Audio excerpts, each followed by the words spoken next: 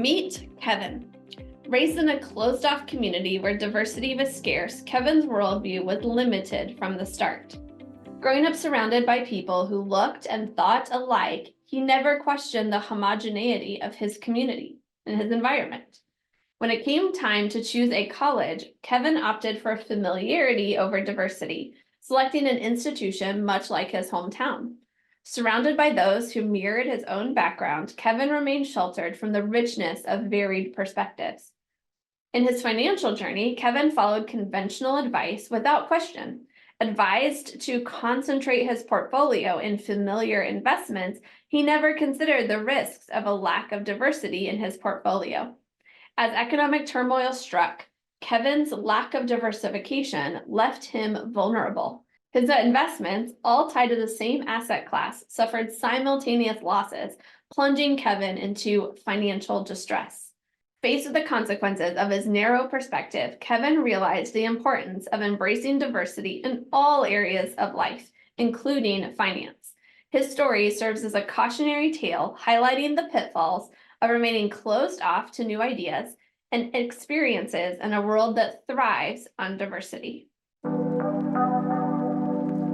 In a world where chaos seems to reign supreme, where uncertainty lurks around every corner, and financial markets are now more unpredictable than ever, there's one place you can turn to find clarity and control. Welcome to the Wealth Wisdom Financial Podcast. Hey, I'm Brandon. And I'm Amanda. Join us as we dive deep in the world of personal and business finance to assist you in navigating through the chaos and building the financial future you deserve. We believe when conventional financial thinking doesn't get you where you want to go, you need wealth wisdom. So if you're ready to take control of your financial destiny, tune in to the Wealth Wisdom Financial Podcast. Because in a chaotic world, your money shouldn't be. Subscribe now and never miss an episode. We're here at Foundation 6. We're going to be sharing 12 foundations. So this is the halfway point. Congratulations, you met us here. If you missed out on 1 through 5, you might want to go back and watch those. Not totally required for number 6. But they are. But you might really like them. But number 6 is super important. This is where we're going to start getting a little more like, you've heard these principles before, but how are you actually applying them? So diversification is a broad financial topic. Lots of people talk about it. You might have heard of things like the rule of 100 or something like that. We're going to bust open this idea of diversification and hopefully give you a new idea of what it could mean for you and how you might implement it in your life. Now, we're not just talking about the equality thing or, I don't know, a lot of this diversification is more on that kind of side, but we're talking about diversification of money. And you might remember when we ended the last episode, we were thinking about inconceivable, that word, and that diversification. You might not think that word means what you think it is. Is that how it says in Princess Bride? Yep. Inconceivable. Yeah. But part of why I put it in Kevin's story, a lot of the stories we've been sharing so far are like people that we can admire and follow. Kevin might be the opposite. In fact, Kevin's story is the opposite of my own story. I did grow up in a homogenous community growing up, more or less homogenous, but I intentionally sought out diversity in terms of thoughts, ideas, cultural backgrounds when I went to college. And, I went from a small town, zip code had like 500 people in it, to the big city of Chicago. And I feel like enriched by that experience. I learned a lot more because of the diversity there and the different cultures. I actually loved some of my favorite classes were about other cultures, cultural psychology, cultural music, like all those things. And I'm really glad that I did that. And now that I've stepped into the financial world, which I never thought I would be here, right? I learned that diversity and diversification meant something different to people. But I've also brought that perspective, that cultural perspective, that studying the social sciences perspective into, okay, this is what people are talking about when they talk about diversification. And I feel like that's given me a different perspective. And I think different is good on what diversification means financially. So what is that for in the CFP world, what does diversification mean? Well, we'll kind of get there, but okay. So we are told to like diversify our assets. Don't be all in the same things. Pay off your debt, maximize your retirement account, and make sure your retirement account's diversified. That rule of 100. You take your age. That's how much you should have in safe investments, and then the percentage wise. So if you're 40, you have 40% in safe investments and 60% at risk. But if you're 60, you have 60% in safe investments, 40% at risk. That kind of diversification. But we're all told the same things, right? Yep. Pay off your debt, max out your retirement account, don't buy that latte, start a savings account for your kids, and so on and so forth. Or a 529, which is that's college savings account. Kind of. But a lot of the time we find that a lot of these different assets, these different financial tools are all invested in the same things. Mhm. I actually did this exercise with someone and found that she had the same fund, the same ETF fund in a whole bunch of different of her investments. And we totaled up the percentage of that fund across her portfolio. It was way too high that she felt comfortable with. And we had to talk about, okay, how do we diversify a little bit more and not have so much in this one thing? But I also come to, we have these booms and bust cycles, right? Up and down. We want to blame the Fed. We want to blame Congress, like whoever. But I also wonder how many hard times, like these recessions, this market volatility, how they impact all of us at once, right? Yep. Like we lived through something like the dot-com crash or the Great Recession. Lots of people are impacted by that, not just the few that have a whole bunch in one asset class or that kind of thing. Like, think about that for a minute. If we were well diversified, then some shock to our system, like a housing market crisis, wouldn't impact the stock market. Yep. And vice versa, right? We wouldn't have so many layoffs in all kinds of different sectors of the business in 2008, or businesses, right? We would have saw layoffs in maybe one or two of them. But our system is so interconnected that to be careful there, and diversification means so much more than we thought it did. Yep.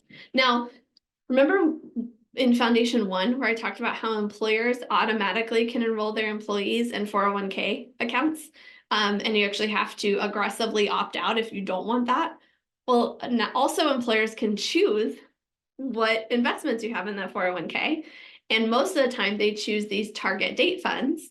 And those target date funds, say this is your retirement date, they're supposed to diversify your investments and make it more conservative as you get there and things like that. But if you go back to 2008, some of those target date funds for people that were supposed to retire actually lost more money than retirement date funds or target date funds for people that were further away from retirement. It just like that blows my mind, but it speaks to the lack of diversification and the lack of that those target date funds actually do what they say they're going to do.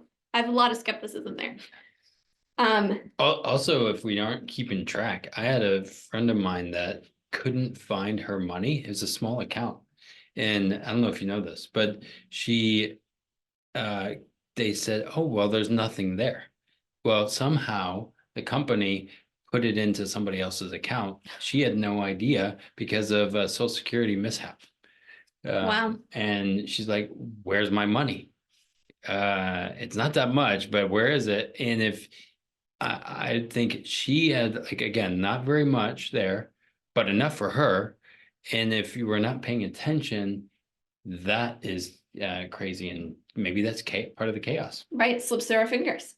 So this week, we want to invite you to think a little differently. You likely are continuing to listen to these foundations, picking up things like 5 Smooth Stones, because you want to try out new ideas. You're ready to try different actions if you want a different financial future than what you've seen other people have. You want that time-tested wisdom rather than the latest unproven innovations. So what does it look like to think differently? Well, you have to be different. You have to do different things and think like it's thoughts and actions, both and. Now, you're going to open up your creativity. You're going to spark your imagination. And as you work with a financial professional to further develop and implement those different things, be sure to find someone who's actually going to listen and not just go with the cookie cutter or not just go with what's going to make them the most money. Too many professionals are stuck in what's become conventional, that they aren't able to see other possibilities. Upton Sinclair said it best. Upton Sinclair wrote, "It is difficult to get a man to understand something when his salary depends on his not understanding it." So if you want to change what diversification means to you, if you're like, yeah, I don't want the same thing that everybody else is going to have, I need to diversify in a different way. Be careful what financial professional you work with, because their salary might depend on you sticking with the convention, what everybody else is doing. And along those lines, I'm going to invite you to talk with us. Maybe we're a financial professional that can help you think differently, act differently, embrace diversification a different way. We've got a special invitation for you along those lines.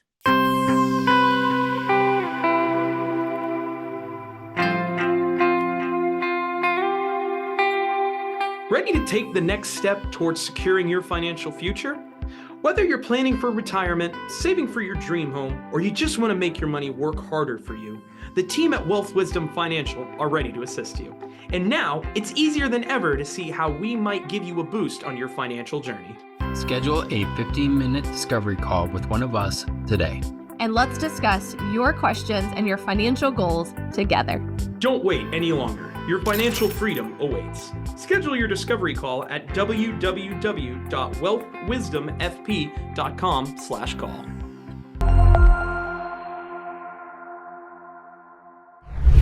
So now we're going to draw something out here. But as we're thinking, I want us to go back to some of these financial gurus out there. And what I've learned is in the financial world, there's a lot of people who are making lots of money on helping us believe this way is good, this way is bad, or vice versa. And usually it's a both and. Both are good in their own place, right?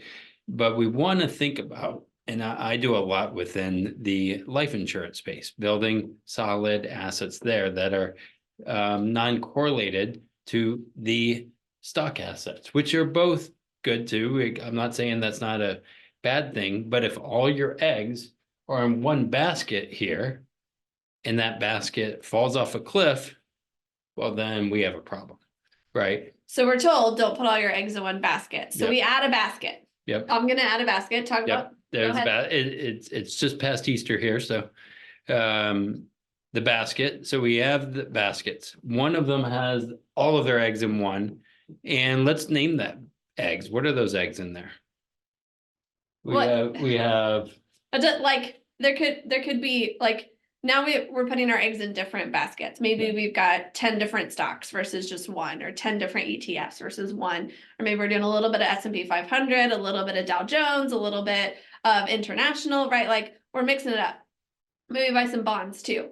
But in our interconnected, globalized world, these are all still eggs. They're all still baskets. It's almost as if they're one big basket. All these baskets, no. The perfect analogy here is all these baskets are on the same truck. Yeah, there you go. They're on the same truck. And that is our financial system, right? Let's name that truck. That truck, let me keep drawing here. That's supposed to be a truck. There's look, there you go. There's a guy driving. That's called Kevin. Yeah. So and yes, dude, probably driving the global economy truck here. Everybody's baskets are in the global economy, right? Yep. Well, maybe there's actually an alternative system that is a little bit different than stocks, bonds, banking, those kind of things. We're going to dig into that in future weeks here in our foundational principles. Today, we just want to kind of open your mind of what truly is diversification. Yeah, I remember talking to somebody in about, was it the 2008 thing? And they said, I'm diversified. I have a bunch of different real estate, different properties. But I realized I wasn't truly diversified because it was all in real estate. Whether it's real estate, stocks, or other things, it might not be diversified, even though we think it is. So you don't put all your eggs in one basket, but also don't put all your baskets on the same truck. And we're going to talk about how to create different trucks in the foundations to come. So be sure you hit that subscribe button. If you don't want to wait, you can go ahead and get a copy of 5 Smooth Stones. You can order a physical copy, or you can buy the Kindle version. Both are available at wealthwisdomfp.com/shop. We are halfway through. There's 12 principles that we talk about here. We just finished principle 6, foundation 6. We look forward to sharing the other 6 with you. They're just going to get deeper and more exciting and more unconventional from here. So hit the subscribe button, make sure you don't miss an episode. And also, if you don't want to wait for the episode, get your copy right now. In the meantime, we hope that you live long and profit. The topics presented in this podcast are for general information only and not for the purpose of providing legal, accounting, or Easter egg advice. Or investment advice. Or investment advice. For such matters, please consult a professional who knows your specific situation and not the Easter bunny. And we hope maybe you find the golden egg. There you go. See you soon.